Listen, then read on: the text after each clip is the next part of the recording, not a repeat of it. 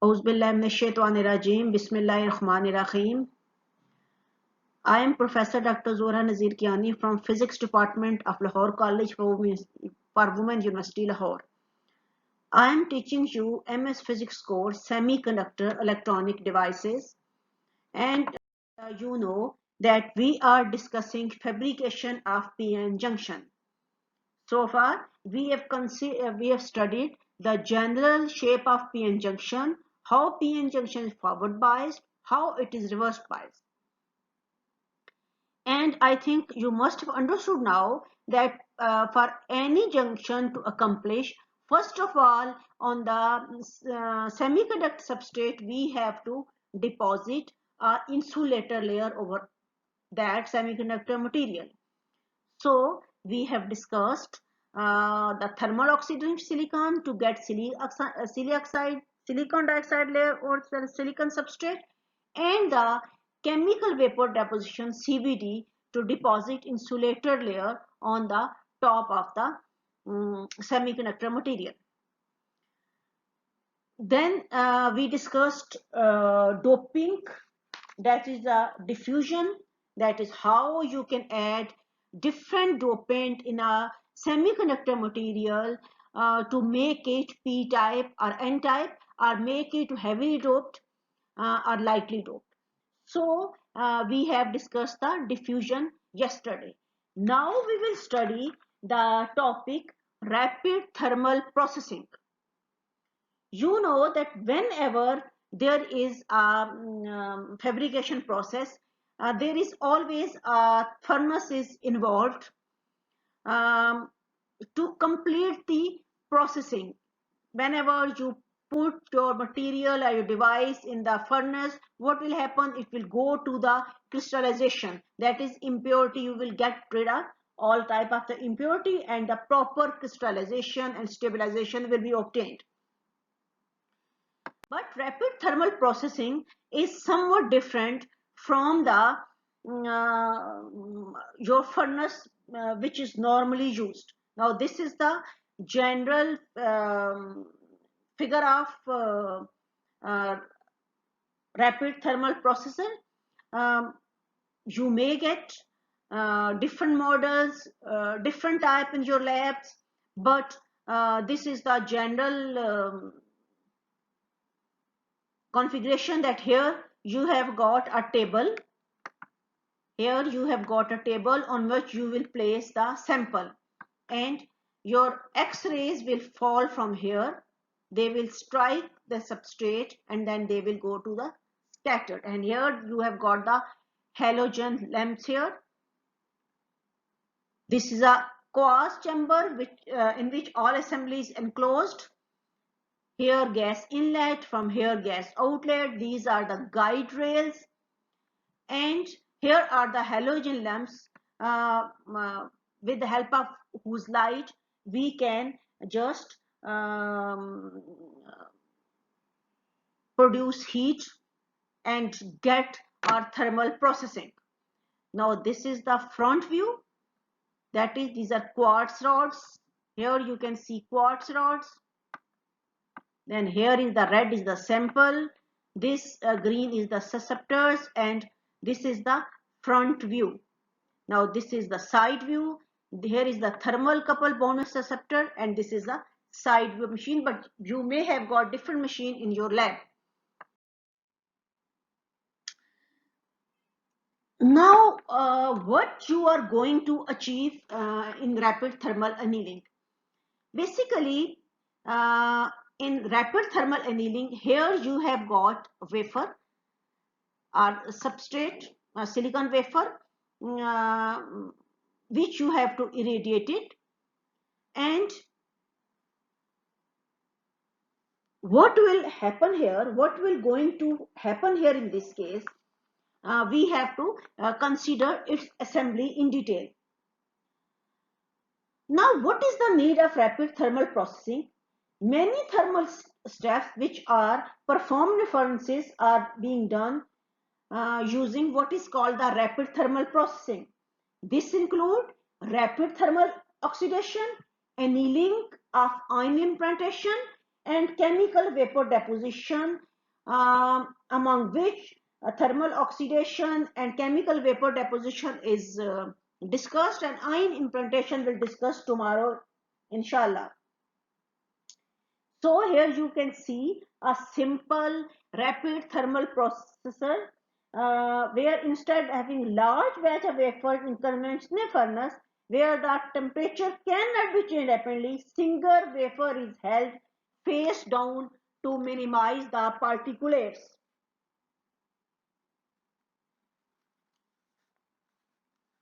On low thermal mass quartz pin, it is just held on the quartz pin. Here are the quartz pin on which it is just held.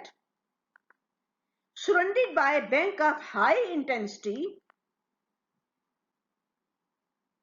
tens of kilowatt tungsten halogen infrared lamps. Here you can see the tungsten halogen lamps with a gold plated reflector. Here you have used gold plated reflector so that heat should not go outside.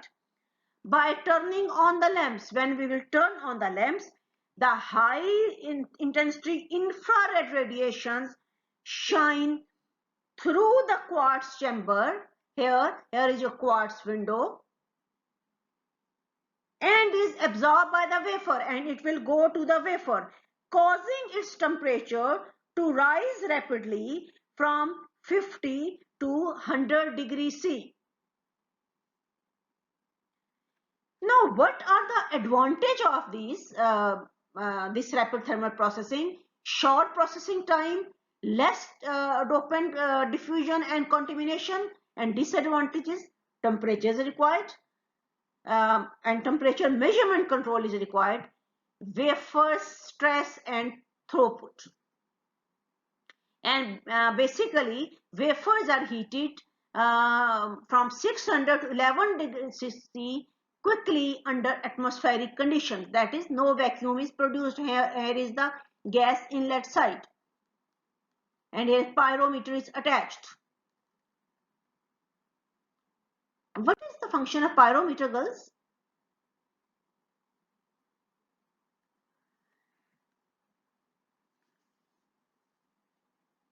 Now, key parameter here in this figure, you have got SCR lamp control, from where you will shine the light here. So, an important parameter in the rapid thermal processing is the thermal budget DT, which we have discussed in the previous lecture. An excessive DT product leads to loss of control over compact doping profile, which is not suitable to ultra small devices. So we try to minimize this quantity. In furnace processing, DT, the thermal budget is minimized by operating at low temperature as feasible so that D is small. In rapid thermal processor, which operates at higher temperature, 1000 degrees C, but does so for only few seconds as compared to minutes or in a normal furnace. So this slide is showing you that key parameter to control this is the thermal budget, where D is the diffusion and T is the processing time which is required.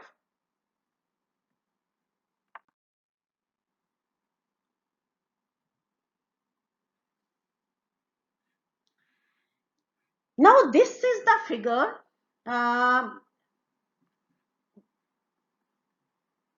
which shows that how when time is changed and how temperature is changed with the time. But the more accurate figure is here, where you can see that at room temperature, it will take some time to gas flow, which is coming from here inlet, to stabilize, and then your temperature will rise at 100 degrees C, and it can rise rapidly at the rate of 50 to 100 degrees C per second. And when this temperature will rise until you will reach at a specific temperature with 1000 degrees C here, what will happen? This processing temperature can be reached quickly.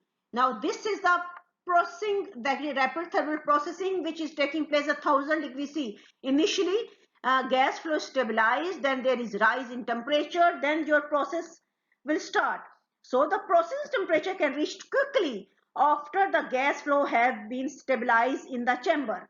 At the end of the process, the lamps are turned off. These halogen tungsten lamps are turned off, allowing the wafer temperature to drop rapidly, although this is not linear drop. So this is the cooling down process. Once again, because of a much lower thermal mass of an rapid thermal processing as compared to furnace.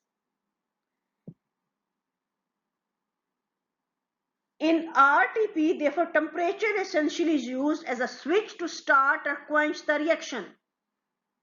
So, two critical aspects of RTP are ensuring temperature uniformity across large wafer and accurate temperature measurements, for example, with thermocouples or pyrometer. So, this is a way that how your thermal processing is achieving. Here you can see a figure in which you have a wafer here, tungsten halogen lamps are here, and processing gas is entering here.